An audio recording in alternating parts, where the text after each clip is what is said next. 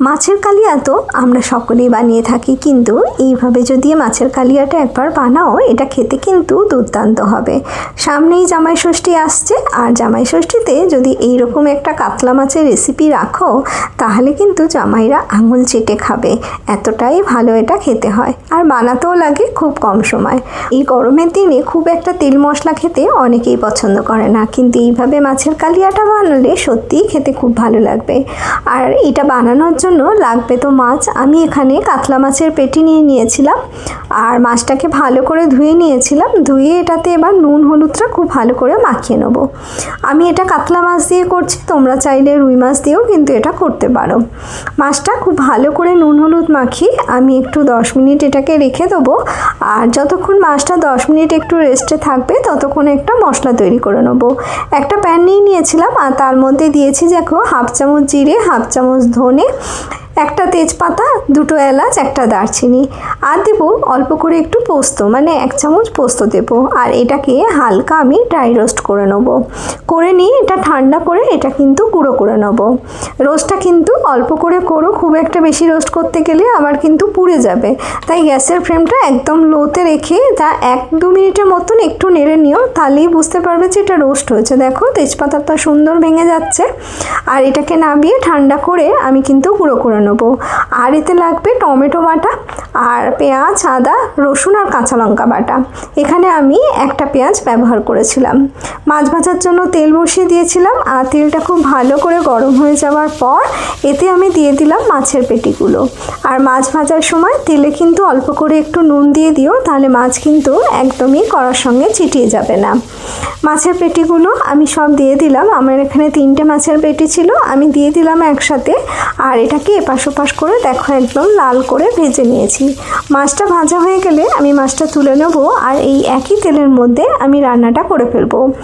তেলটার মধ্যে আমি দিয়ে দিলাম একটু ফোড়ন হিসাবে জিরে, এখানে হাফ চামচের কম জিরে ব্যবহার করলাম। একটু নেড়ে নিচ্ছি জিরেটা।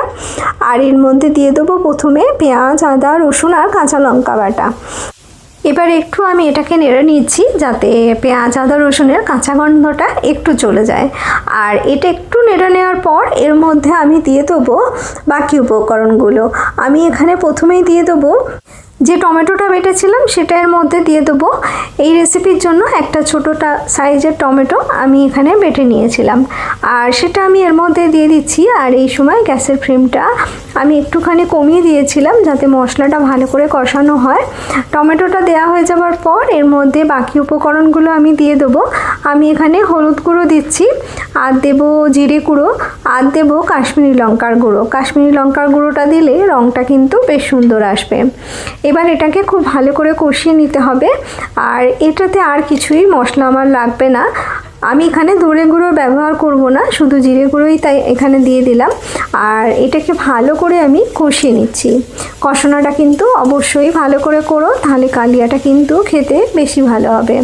আর ভালো করে কষানোর জন্য গ্যাসের ফ্লেমটা কিন্তু আমি একদম লোতে রেখে দিয়েছিলাম, আর লোতে রেখে আমি এটাকে কষিয়ে নিচ্ছি। এতে আমি দিয়ে দিলাম পরিমাণ মতো নুন। নুনটা দিয়ে এবার ভালো করে কষাতে হবে।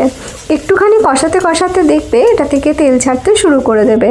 এই মশলাটা কিন্তু খুব ভালো করে কষিয়ে নিও, যাতে তেলটা একদম সুন্দর করে উপরে চলে আসে।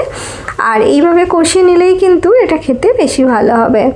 এর মাঝে আমি এতে 1 চামচ দই একটু জল দিয়ে ভালো করে গুলে নিয়েছিলাম, মানে ফেটিয়ে নিয়েছিলাম, সেটাই আমি এর মধ্যে অ্যাড করে দিলাম। আর দিয়ে ভালো করে কষিয়ে নিয়েছি। দেখো তেল একদম ছেড়ে আসছে। আর ঠিক এইভাবেই কিন্তু মশলাটাকে ভালো করে কষাতে হবে। একটু সময় লাগবে মশলাটা কষাতে। আমার এখানে 5 মিনিট লাগলো মশলাটা পুরোটা কষিয়ে নিতে। এবার মশলা কষানো হয়ে যাওয়ার পর এতে আমি জলটা দিয়ে দিলাম। আর জল দেওয়ার পর এটাকে ভালো করে আমি মিশিয়ে নেবো। আর গ্যাসের ফ্লেমটা কিন্তু বাড়িয়ে দেবো, যাতে ঝোলটা একটু ভালো করে ফুটে যায়।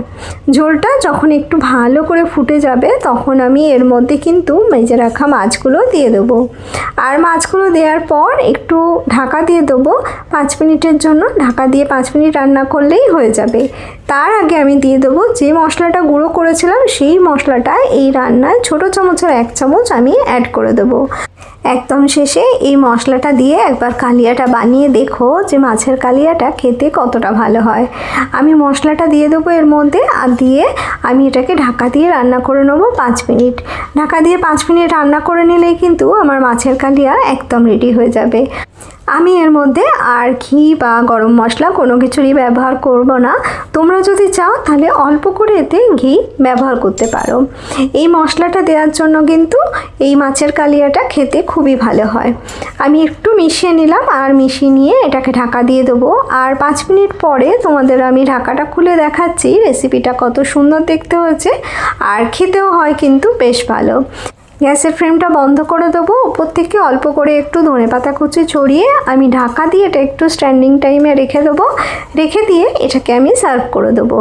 আর সার্ভ করার সময় তোমাদের দেখাচ্ছি এটা দেখতে কতটা ভালো হয়েছিল। আর এটা চাইলে তোমরা প্লেন সাদা ভাতের সঙ্গে খেতে পারো, ফ্রাইড রাইসের সঙ্গে খেতে পারো, এমনকি পোলাওয়ের সঙ্গেও খেতে কিন্তু এটা বেশ ভালো লাগবে। অবশ্যই তোমরা এইভাবে একবার মাছের কালিয়া বানিয়ে ফেলো। আর কেমন হলো আমাকে অবশ্যই কমেন্ট করে জানিও। যদি আমার রেসিপিটা তোমাদের ভালো লেগে থাকে তাহলে কিন্তু অবশ্যই একটা লাইক করে দেবে, আর কমেন্ট করতে কিন্তু একদমই ভুলবে না। যারা নতুন বন্ধু তারা আমার চ্যানেলটা সাবস্ক্রাইব করে নিও, আর পুরনো বন্ধুদের জন্য রইল অনেক অনেক ভালোবাসা। সবাই ভালো থেকো আর সুস্থ থেকো।